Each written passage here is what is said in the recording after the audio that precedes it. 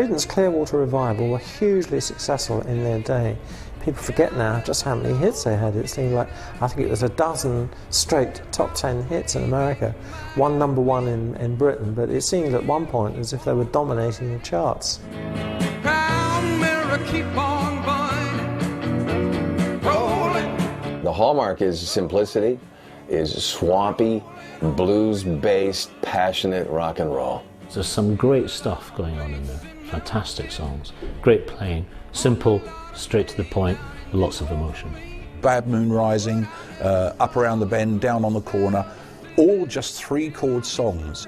How much fun can you have with 3 chords? Big wheel, keep on turning, round mirror, keep on burning, rolling. When I turn on the radio, I hear half the songs I hear seem like they're Creedence songs. You know, if I was in a new band today, I'd be jealous.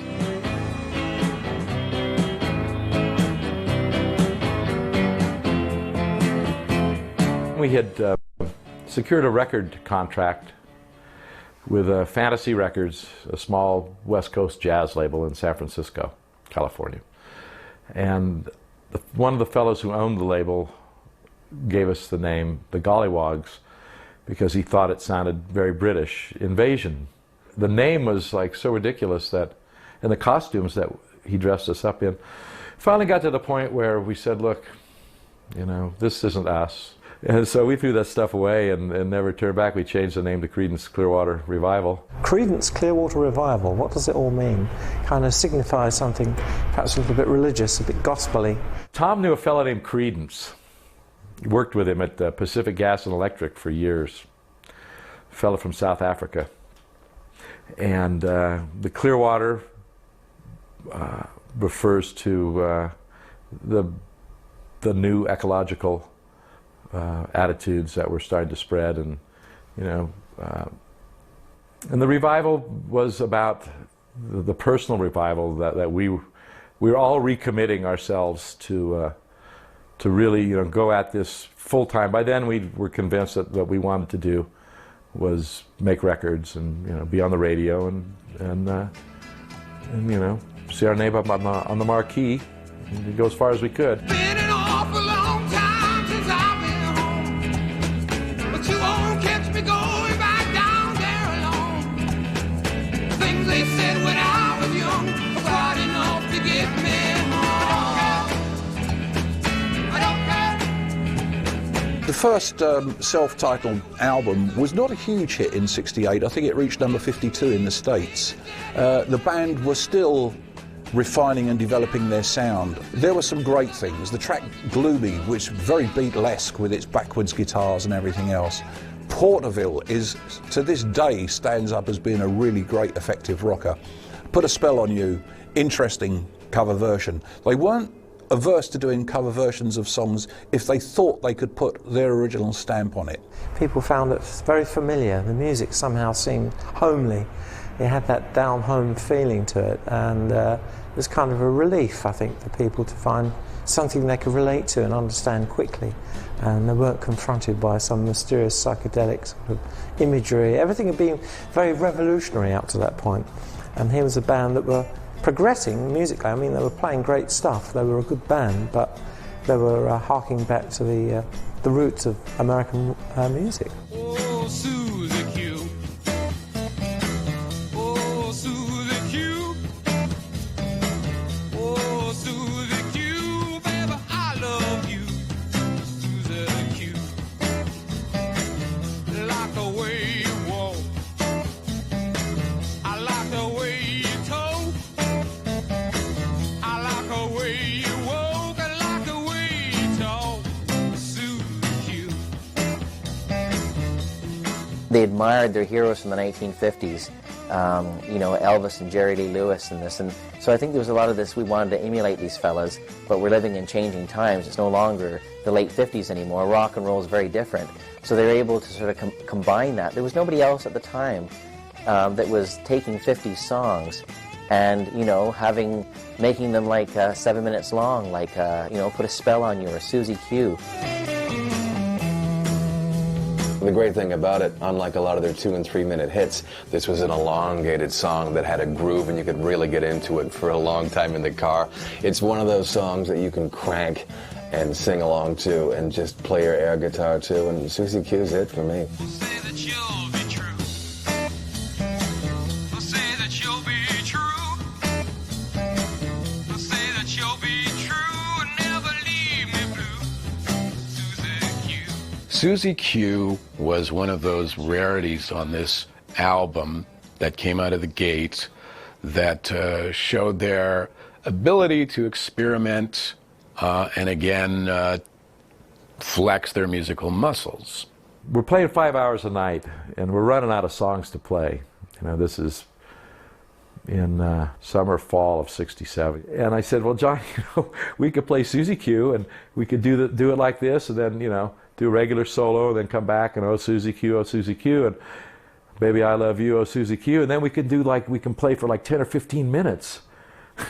And, you know, we'll be done with the set before long, you know. And so we quickly whipped up an arrangement of it, and that's the arrangement that made it to the record. It was our first endeavor into, you know, ballroom jamming. They'd been working as a touring band all throughout Northern California for a very long time.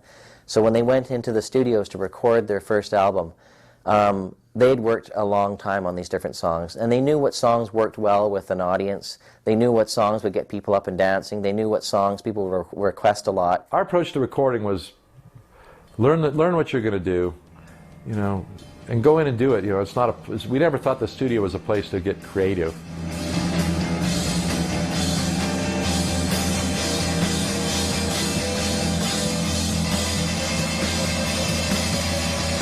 We knew what we wanted to do when we went to the studio, and most of the songs were in the first 2 or 3 takes. And I think Susie Q might have been a take 1. The thing about this album, I think, was it was the template for Bayou Country and Green River, which were the 2 very successful albums that followed it. So it was a great solid start, but it wasn't the commercial success that was about to explode with the next 2 records.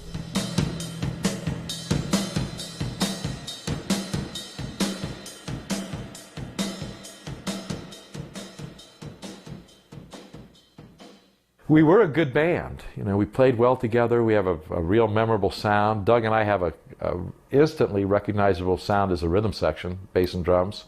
These guys could pull off what they were shown in the studio. This is what we're going to do, how we're going to do it. Take 1. The tempos rarely drifted, and this was way back in the days before bands started to use click tracks to keep themselves in time. That was the perfect backing for John Fogerty's band. Did they stand out as, you know, aficionados of their instruments? Well, no, that wasn't what the band was about. Were they proficient? Absolutely. Did they work well together? Clearly. I wanted a drum set. Both my parents worked, so they gave me an opportunity to get a job. I worked every weekend, and I was a gardener and the maid, you know, and I did the dishes during the week. And that's how I got my bread for the, you know, for the thing. They didn't have to do that. Like, they could have just said, look, we're working, you work too.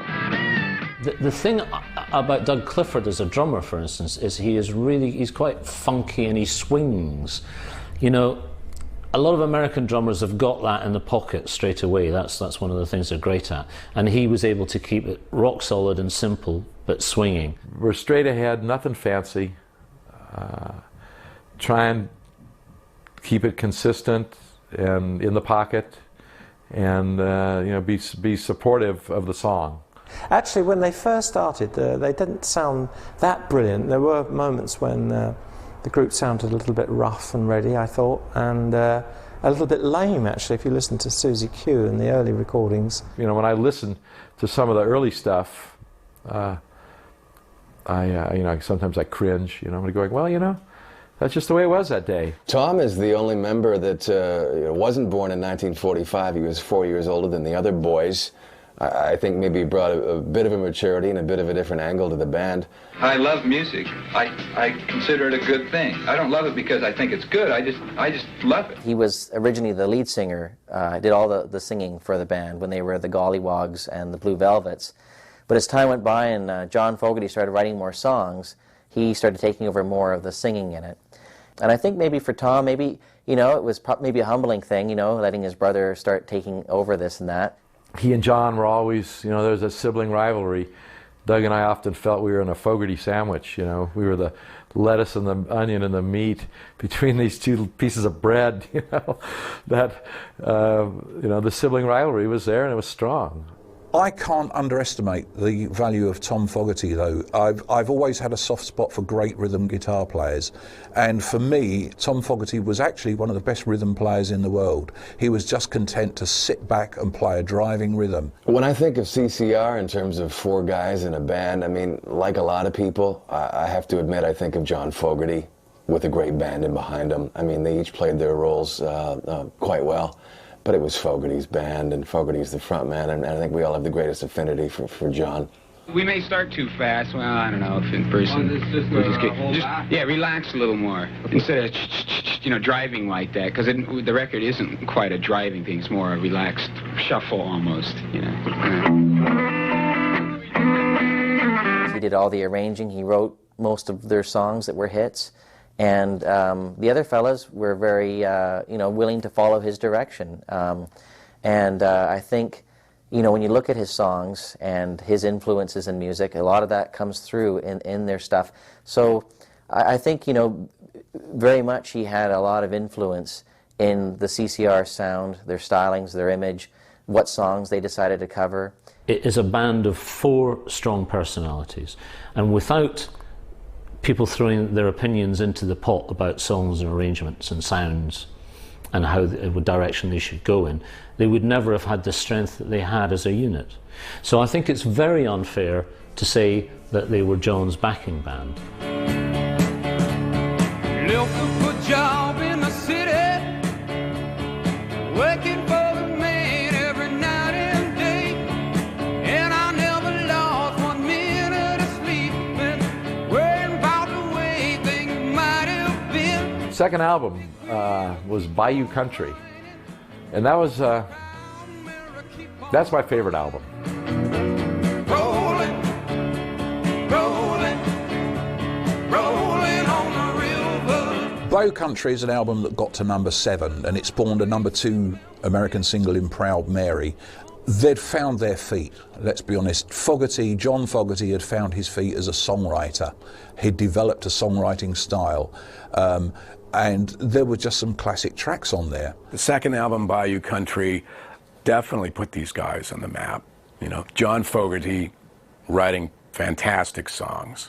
We took a little more time on it. I think we might have taken 2 weeks, maybe 2.5 to do this one. Because we were so comfortable with the material that, you know, we were able to try some things in the studio that, you know, to see if this way was better than that way. Ain't a lot of plates in Memphis, pumped a lot of pain down in New Orleans, but I never saw the good side of a city till I hitched a ride on a riverboat queen. Big wheel keep on turning, round mirror keep on burning. Proud Mary was the song that really put Creedence Clearwater Revival on the map. This was the tremendously powerful and interesting concept, really. Very descriptive piece of music.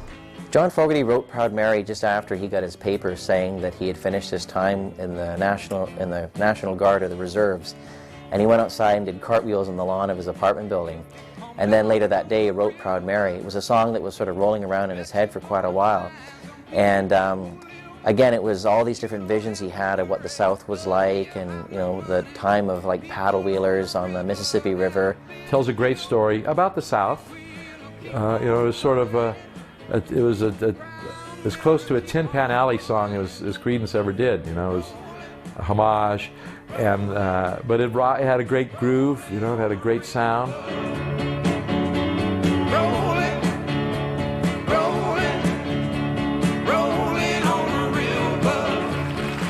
A driving guitar song. Creedence used to write a lot of songs in the key of D, which is a very up-sounding key. It's a bright, vibrant-sounding key, which is great for guitars, particularly in the way they use them. It's a really simple song, and aside from the chords in the intro, it's based around 2 or 3 chords. So you've got an intro, which basically goes like this, and they're all major chords, which is quite interesting as well. There's no minor chords in this intro at all.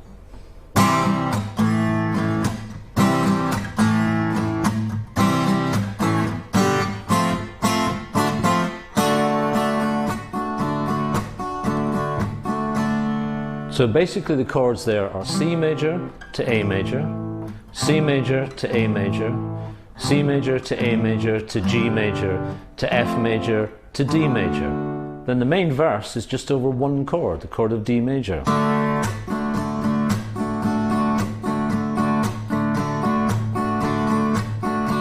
And that's it. And there's a little bridge that takes you up to the chorus, which is A major to B minor to the chorus, which is back to the D. Rolling on a river. And the strange thing about it is, I think other songwriters might change the chords to fit the melody, but he doesn't bother. And in essence, you don't need to.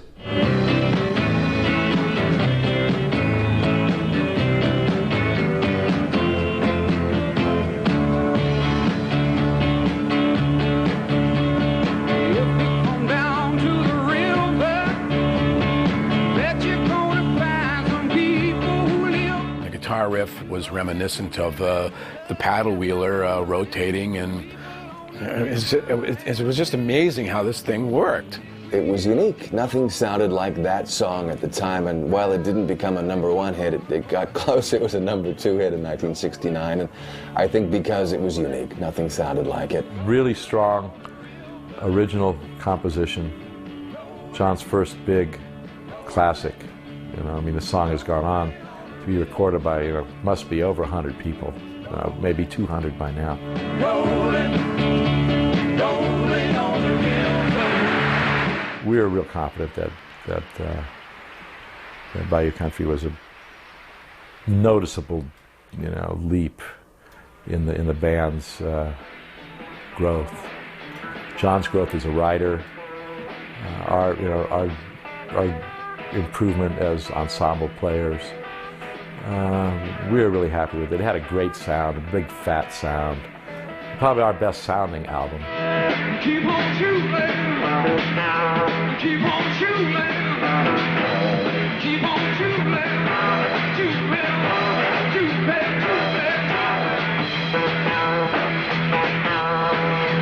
maybe you don't understand if you're natural man.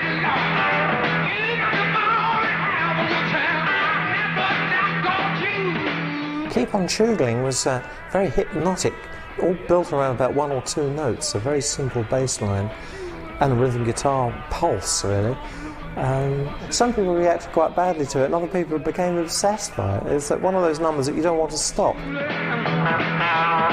on choogling, keep on choogling, choogling, choogling, choogling. Keep On Choogling was just a typical, straightforward John Fogerty rant that was fun. I mean, CCR songs didn't have to mean a whole lot, didn't have to be deep.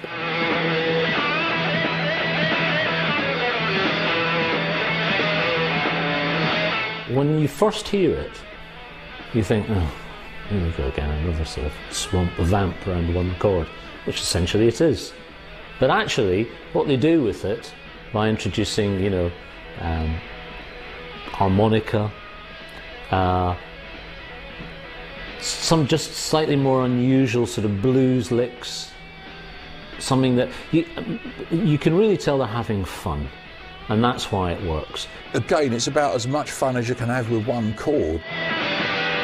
The soloing reminds me very much of Neil Young, in that it's not always spot on. There's the odd sour note in there, if you like, but it doesn't seem to matter because it's delivered with amazing fire.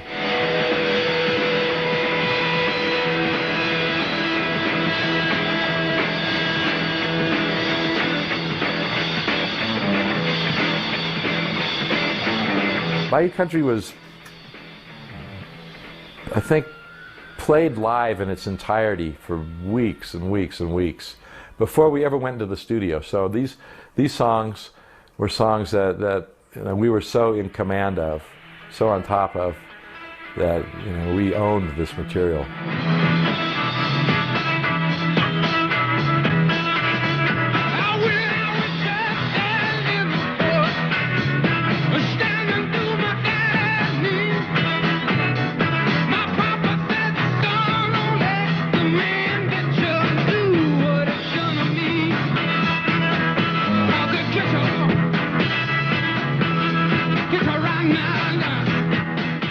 The name of the album, these guys played up on the rumor that they were from Louisiana and the Bayou, and the styles that this band could pull off from Louisiana, Tex-Mex, Bayou, swamp, blues, rock, pop, Americana storytelling was just quite fascinating. I think these guys had quite the chuckle because they're all from the West Coast and, out of San Francisco, and everybody thought that they were from the Bayou. Well, Born on the Bayou is an odd song, really, for a San Francisco band or a West Coast band. Back at that time, everyone was into love, peace and flower power. There was all of this psychedelic stuff that was coming out of the West Coast of America.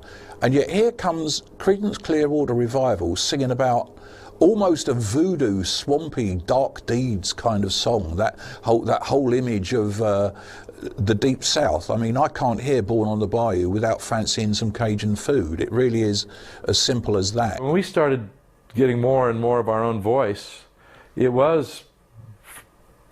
sounded more like the South, which is where the music we love came from, be it white guys singing the blues or black guys singing the blues, And so, we didn't really have any first-hand experience with the South. And so we just kind of took it from the music, the stories and the style of playing, and kind of imagined all the rest of it.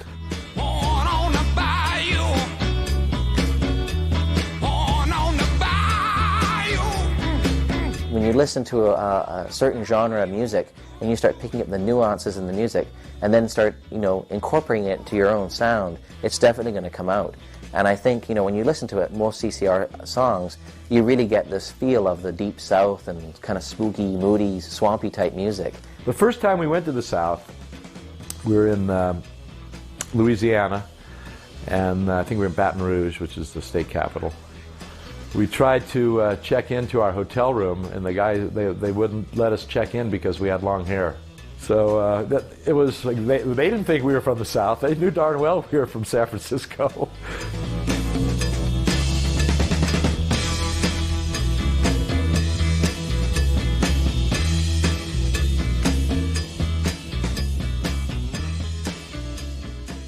Well, Green River was actually an interesting album because it had much more of a rock sort of feel to it, I suppose, epitomised by Commotion, which is a sort of song that sums up urban angst. I think they got back to the big city on that one, away from the bayou, and although it does have a kind of Red Indian warpath drum introduction.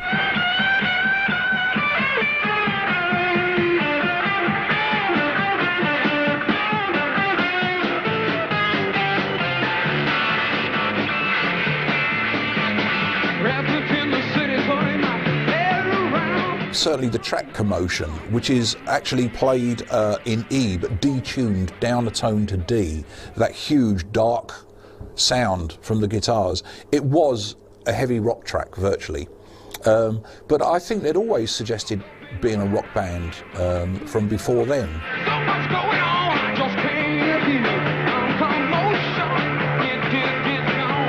I'm commotion, get on.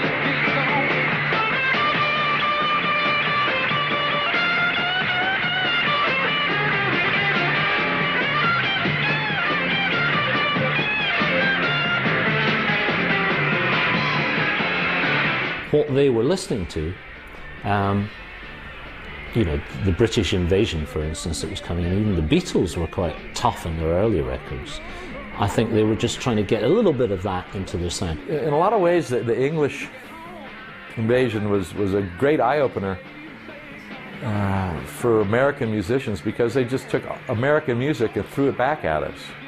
So when people like John Mayall, would be, presented such a hard, and the Yardbirds, and all these guys, such a hardcore American music, with a little bit of a spin on it, but boy, was it, they're more true to it than American players have become.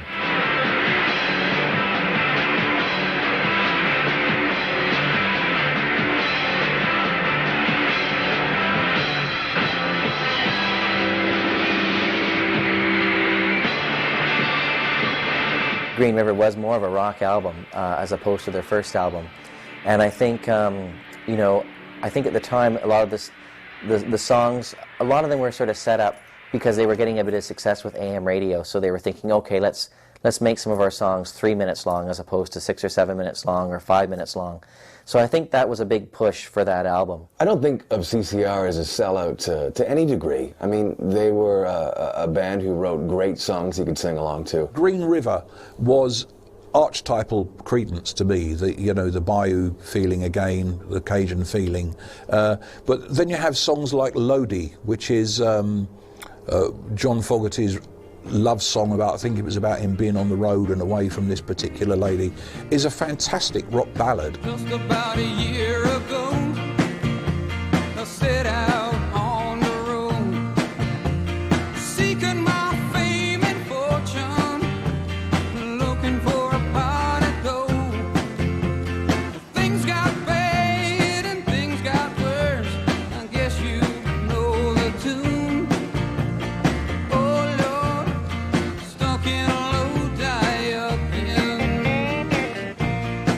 At that time, these guys were putting out albums, 3 of them almost in a year. I mean, now, that's unheard of. Absolutely unheard of.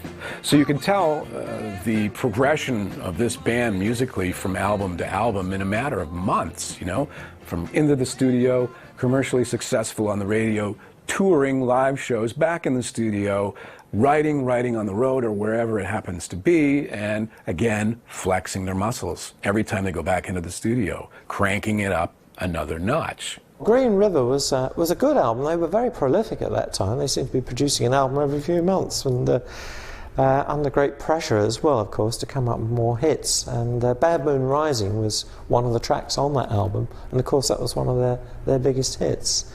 Bad Moon Rising was our first #1 hit in England, and a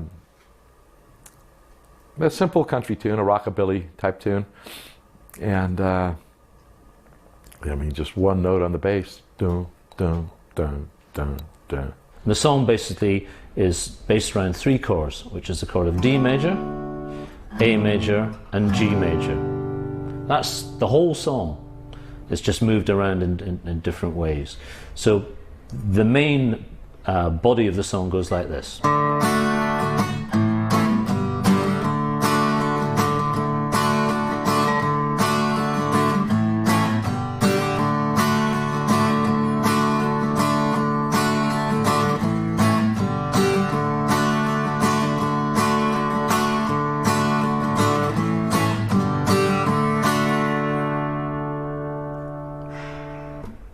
Then there's another little section, because there's 2 guitar players in the band.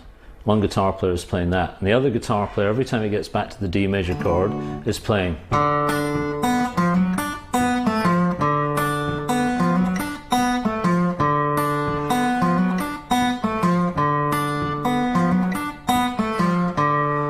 Which is a real country lick.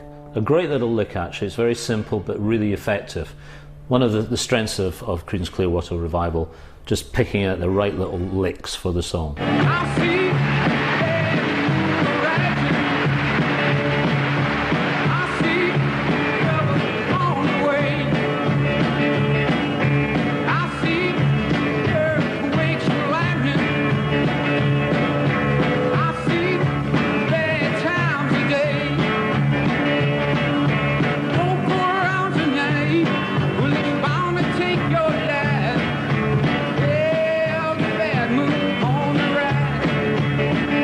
Fogerty's voice on Bad Moon Rising is actually like a musical instrument. It's actually quite a musical sounding voice, and the way the track builds is just total simplicity, just the little guitar licks in the second verse, doesn't need anything more than that, no kitchen sink, just again Tom Fogerty's relentless rhythm guitar.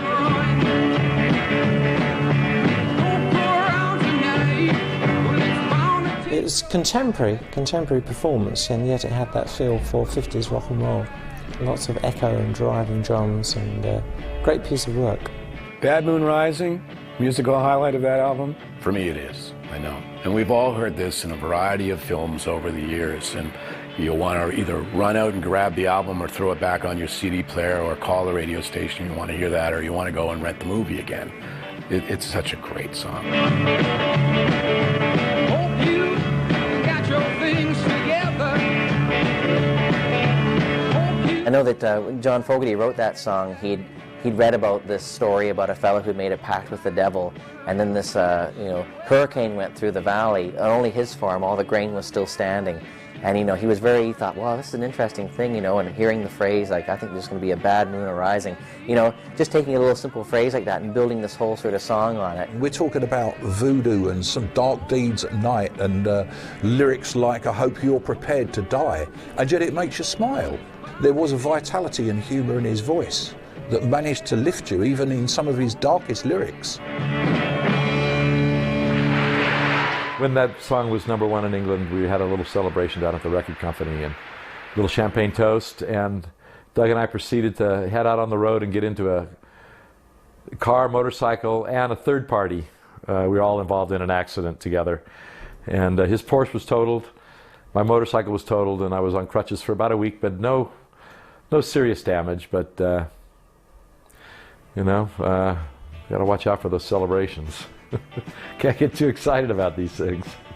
Green River was a tighter, more disciplined album from before. There was less obvious aimless jamming there, so it was maybe more tightly organised, but I think John Fogerty was getting more aware of production techniques.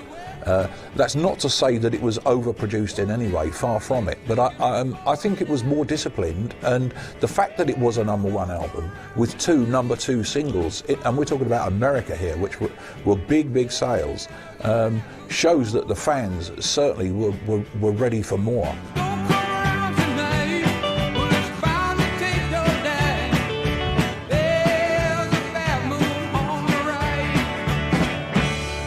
We were recording as fast as John wrote the songs. I think John was afraid that we would, if we didn't always have a single on the charts, we would just disappear.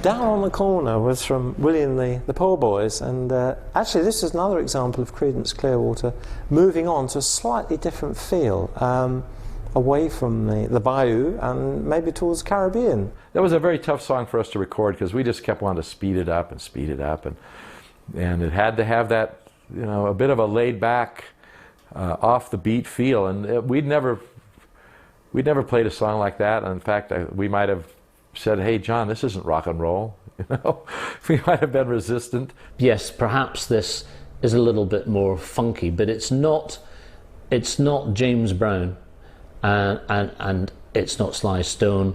It feels more poppy than funky. People just gotta smile. Think his songs have got face, head and shoulders for a while. Poor boy twang the rhythm out on his Kalamazoo. Willie goes into a dance. The album that it's taken from, it just conjures up that image of guys that are willing to play for a few nickels and just go out and busk. It's about a bunch of buskers, basically, if you think about it. Blue collar, working man, pop, rock, CCR. It hits a nerve and hits the nail on the head. And that song, again, another hook. Dun, dun, dun, dun, dun.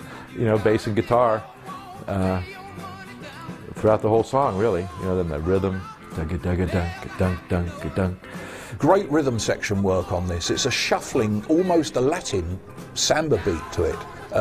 One of those grooves that not many rock bands have ever explored, and yet it still sounds timeless today. That's what really made songs like Down on the Corner and that sort of the hallmarks of what the CCR sound was evolving into, sort of more from the swamp rock sounds of their first two albums. And again, you see a whole set of new influences start coming into their music at that point. Some people think of rock bands as being outside the political spectrum, or they should stay outside the political spectrum, and others, applaud when the U2s and CCRs, thinking of Fortunate Son, come to the party and express their political views, and I'm all for it. Did they stray too far from being a straight-ahead rock and roll band that sounded like they were out of the South? Probably not.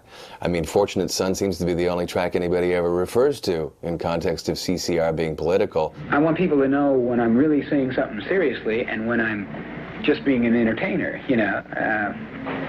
But it's also important that then I don't appeal to basic motivations, that I don't start, hey, all you hippies, join together and let's smoke dope, I mean, people are going to dig that, a certain element of society, but I don't want them digging it for that. I want them to look a little further than just, hey, okay, we're all together, brother, and that crap. I tried to stay away from, hey, he's a left-wing radical crazy, or he's a super bircher, because both sides can take it, and use it as their own rallying cry. Same as Fortunate Son, really. You can see all the Minutemen, the birchers saying, wow, the Fortunate Son, yeah, I hate them people too. Some folks are born made to wave the flag. Ooh, they're red, white, and blue. And when the band plays Hail to the Chief, ooh, they point the cannon at you. Lord, it ain't me. It ain't me. I ain't no senator's son. It ain't me. It ain't me. I ain't no fortunate one. At the time, I think music was more important to the whole political debate. The era was rife with political dissent, the Vietnam War, and just a whole lot of social changes going on. And the song spoke to the inequities in who was actually doing the fighting and the dying, and who was not doing the fighting and the dying. Fortunate Son still sounds very angry when you listen to it now. It's John Fogerty suddenly going off at a tangent. Basically, he'd seen on television Pat Nixon or some of the Nixon kids, and he was thinking, like, these are American kids the same age as me, yet they're never going to go to Vietnam, and I think that's where he wrote that, people that are high up in government, they don't want to send their kids off to a war, but they're willing to pass bills to send other parents' kids off to war.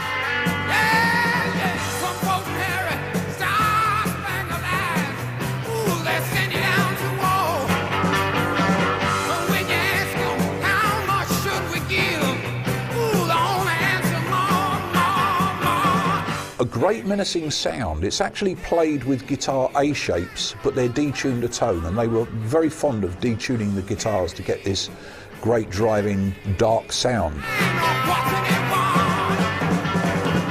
One of 3 anti-war tracks on that album, right place, right time. Again, he summed it up in simple words, and it worked. We were all quite political. John and Doug both were in the armed forces and had to fight their way out so we could even have the band. Finally, they were both discharged, and we proceeded, but we continued our strong opposition to the war. But at the same time, you have to support the guys doing the fighting. They didn't pick the war. Well, you wake up in the morning, you hear the work bell ring, and I march you to the table. You see the same old thing. Midnight Special from Willie and the Poor Boys album is a highlight, definitely. It's a lead belly song, and I think once again they really enjoyed doing it. They enjoyed playing it. They stretched out a little bit on it in as far as they would like to stretch out. Let the midnight special shine a light on. Definitely CCR were experimental because they would take a lot of songs from the 50s, like the Midnight Special, for instance, and change it and make it sort of more of a product of their times. Instead of just basically copying the sound, they add a lot to it. Let the midnight special shine a ever-loving light on me. Yonder come Miss Rosie. The gospel tune that we, attempted to rock a little bit, but I think the multi-part harmonies that John is singing on the track really add sort of that gospel southern, church thing to it almost, and it's an interesting arrangement. Actually, when I think of that song, I really don't think of anybody else's arrangement of it but Creedence. Let the midnight special shine a light on me. Personally, I found it a bit plodding and a bit remedial, and I applaud their simplicity on one hand, but that song just doesn't do it for me. Again, the detuned guitar, down a tone, this lovely gospel kind of vibe to it, and the way it meanders from a shuffle into a straight feel and then back into a shuffle later on. One of the best ever vocals from Fogerty on this song. If you have all your Houston, well, you better do right. You better not gamble, and you better not bet it on. Well, John Fogerty had this marvellous knack of combining playing guitar and singing, and not exactly at the same time. It's a great folk tradition or blues tradition that you sort of answer yourself. You play a phrase and then answer back to it. But no, he had a very mature, smoky, powerful voice. He had that certain sound that was developed after album after album. It's not really a screaming sound, but it was a growl, and it was so distinct and so unique. It was CCR. He never shouted, yet he was always very commanding in the way he sang to you. Yeah, that's why the black audiences loved him so much. Incredibly soulful. He was obviously greatly influenced by Little Richard, but amazing power and range. And his lyrics and his melodies were really very memorable and very simple. In terms of style and passion and grit and intensity, it's hard to find someone who had more than John Fogerty in the context of what they were doing as a band. Let the midnight special shine a light on me. I think Willie and the Poor Boys was in a lot of ways probably the pinnacle when you consider that afterwards Cosmos Factory and then the albums that followed that seemed to sort of be the band was maturing to the point where there's other issues involved with the members wanting to do their own thing maybe and stuff like that. This was a #3 album in the States, Willie and the Poor Boys, and it's probably about as good as it gets in terms of a feel-good rock album. The sleeve says it all. They're standing there with a chest bass and a washboard and everything else, which they actually used, I believe, on Poor Man Shuffle, and it works. It works a treat.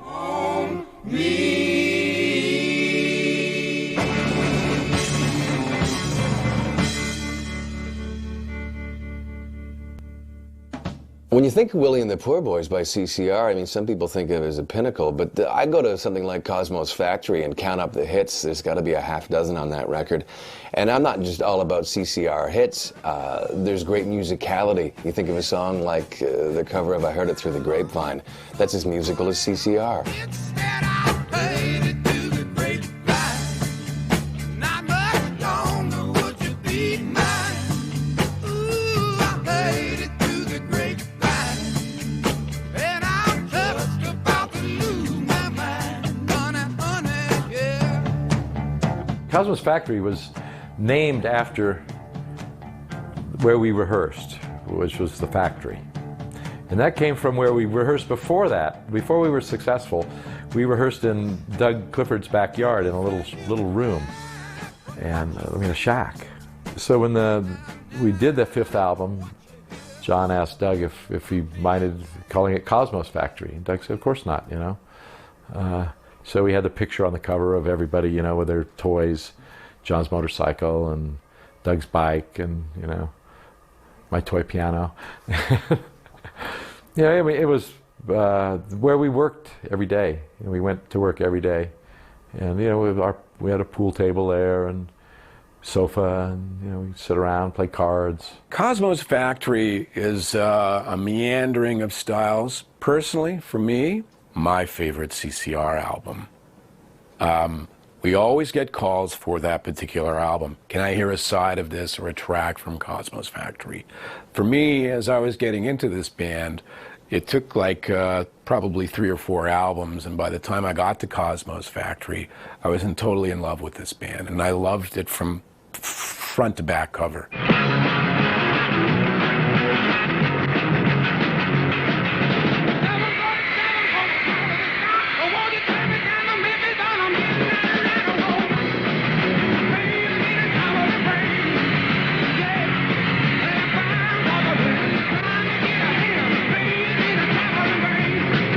The album band was a homage to Little Richard, and interestingly enough, the company that owned the copyright to most of Little Richard's material sued John over that song,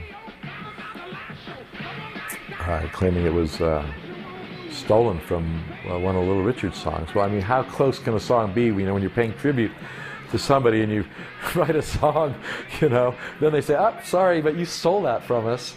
You kind of wondered where did it backfire? Where did it go wrong?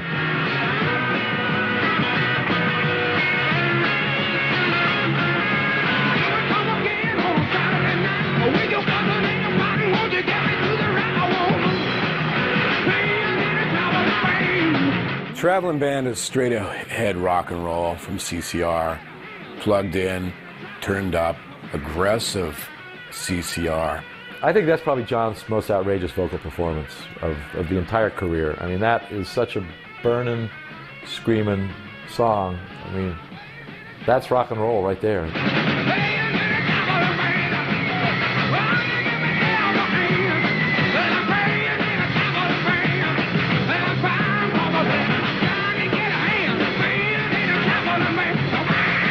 It's a clever lyric about life on the road. I know there have been lots of songs about life on the road, but with John Fogerty's Acid Wicks, it's a very interesting lyric. This particular song actually kind of perfectly sums up the mood and feeling of the lifestyle experienced by a band on the road. Obviously by that time, Creedence Clearwater had been on the road for about 2 years. The band during that period, you know, they were doing 3 things. They were playing gigs, they were writing songs, they were recording. They were playing gigs, they were writing songs, they were recording. They were playing gigs and writing songs, they were recording. So they were a traveling band.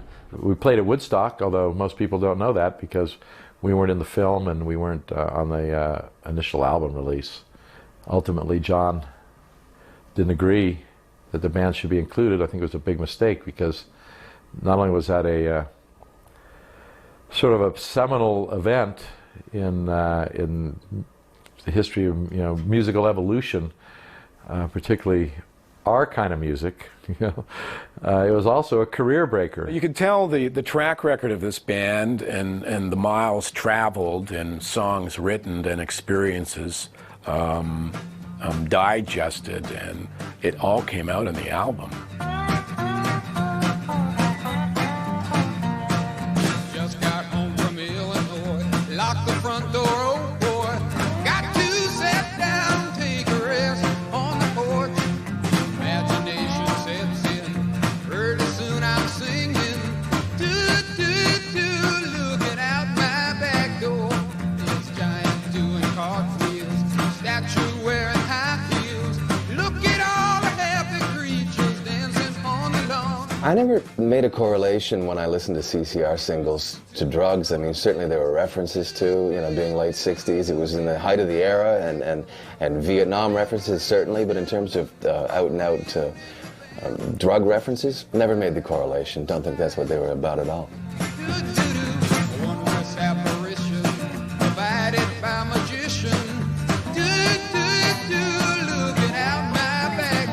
Well, definitely when you hear like that song, Looking Out My Back Door, it definitely sounds like a drug trip, you know, a person seeing all these things going on. None of the Creedence songs were drug reference songs. Just because you have an imagination doesn't mean that you're taking drugs. I mean, the song is, you know, like a cartoon in a way. You know, it's just you close your eyes and you just imagine things, you know, elephants and you know, all this stuff going on. Well, why not? You know, I mean, why do you have to be high or be talking about chemicals to come up with that? The thing about Cosmo's Factory that really, stands out for me is the diversity of songs on the record. You've got something as long and improvisational as I heard it through the grapevine. You've got the traditional CCR hits like Up Around the Bend and Looking Out My Back Door. And then you've got probably one of the coolest songs that CCR ever did, Run Through the Jungle. It perpetuated the myth that these guys came out of the swamps.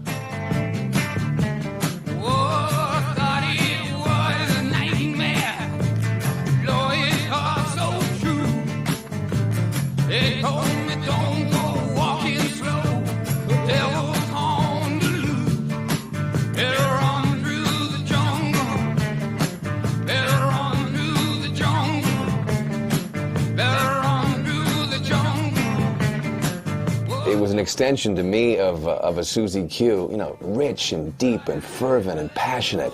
And you know what, it really explored, for me, the sounds that you would expect to have heard in the jungles of, say, Vietnam. I mean, what a track, Run Through the Jungle.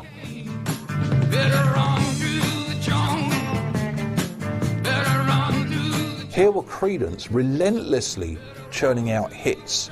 And another number one album with Cosmo's Factory. I think it was absolutely fantastic. What was really sad at the time, we were in a bit of a dispute with our record label, Fantasy, over contractual issues. Basically, they promised us that they would give us a good deal, a real good deal, if we got successful. And we came back to them and said, well, where's that deal? And they said, well, we'll live with what we have. And so it was heartbreaking, actually. It took a toll on the band, and particularly on John. John felt that, that given how little the record company was doing, that we just had to keep, we were on our own. We had to keep doing this. And Doug, I can remember Doug said, John, if you want to bring these guys to their knees, stop giving them records.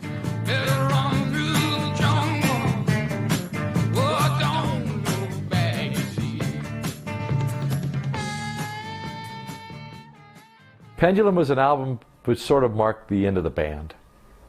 That was the last quartet album.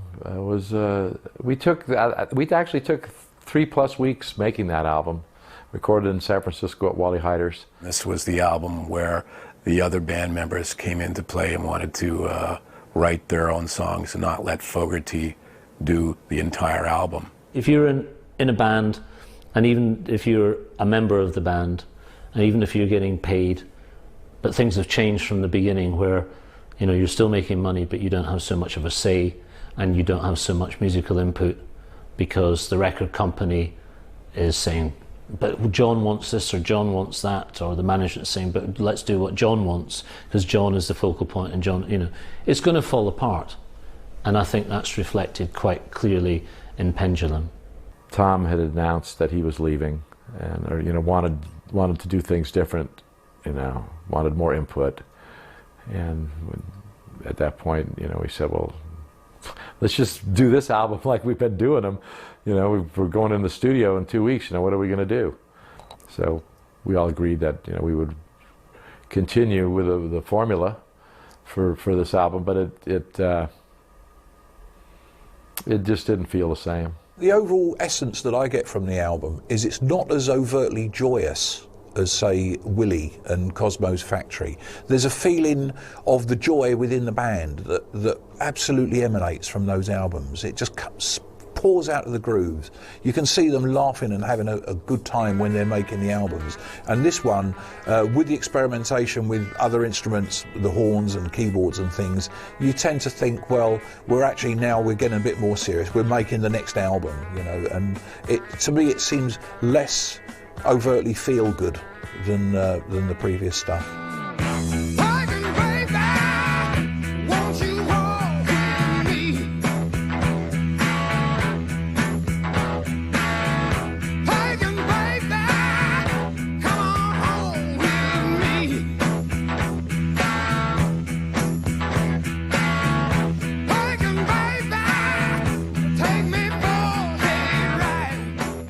The songs, I don't think sparkle. You know, they don't have that rock and roll innocence. I can only just call it an innocence. You know, that's gone.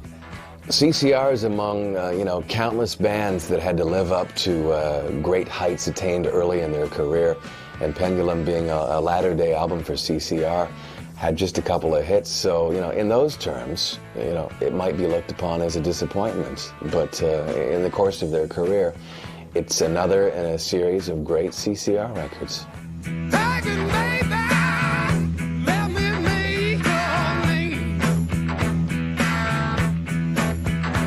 Pagan Baby and Chameleon from the Pendulum album are interesting variations. It was still a successful album. It was a #5 album in the States, but Fogerty was willing to experiment more by bringing in horn sections, even a choir on one track. Rude Awakening #2 is the one that probably the only Creedence Clearwater track that I could actually say I don't really like this track at all. It's like they're delving into prog rock, and it just does not work with a good time band like Creedence. Pendulum has a standout track in Have You Ever Seen the Rain? It stands among the top 10 CCR tracks. It could have been an Eagles song.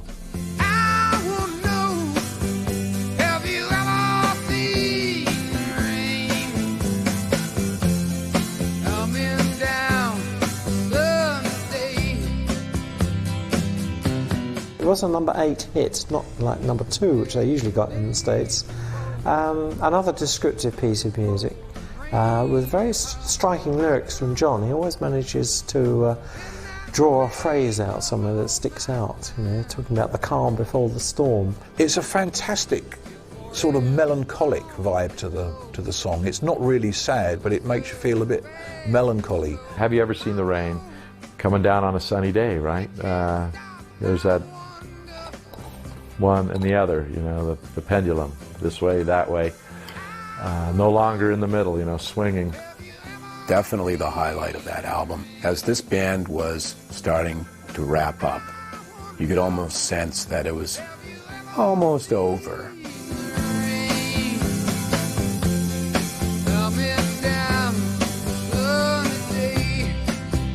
The picture on the back of the album, there's the three of us, and then there's Tom separately in a window. So the whole thing just kind of came together in a way that spoke to what the next phase would be, which was the trio album.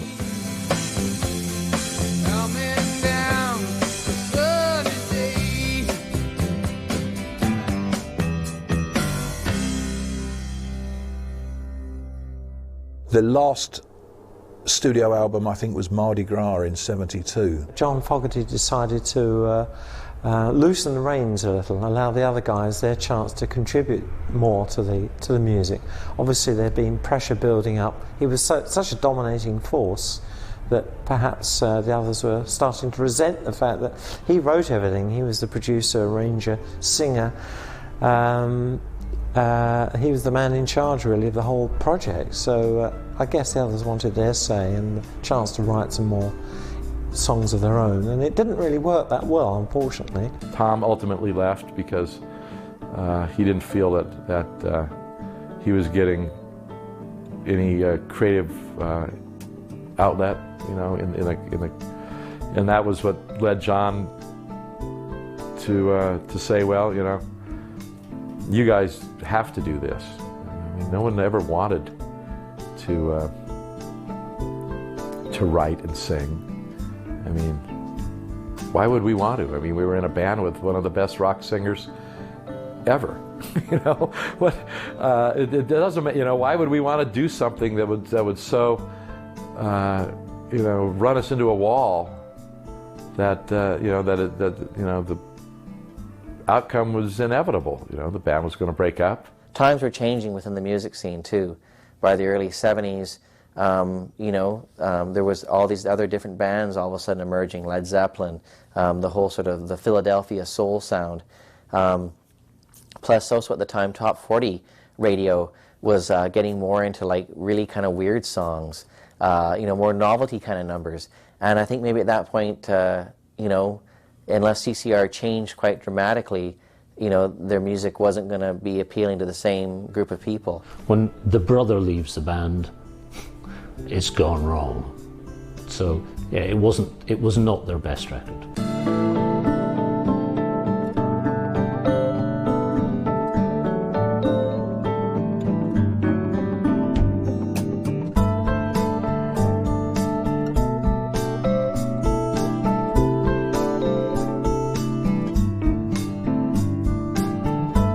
So when the band broke up, everybody was hurt. You know, it was a big wound for everybody individually, and it took many years for me to get over it, put it into perspective, and let it go.